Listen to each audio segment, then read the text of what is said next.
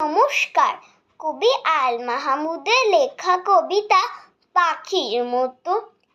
আম্মা বলেন পড়ে শোনা, আপ্পা বলেন মন দে। পাঠে আমার মন বসে না, কাঁঠাল চাঁপার গন্ধে। আমার কেবল ইচ্ছে জাগে নদীর কাছে থাকতে, বকুল ডালে লুকিয়ে থেকে পাখির মতো ডাকতে।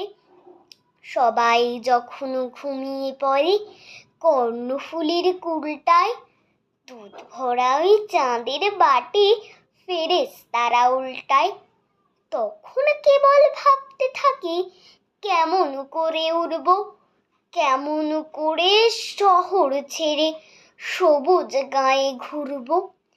তোমরা যখন শিখছো পড়া মানুষ হওয়ার জন্য, আমি না হয় পাখি হব, পাখির মতো বন্য। নমস্কার।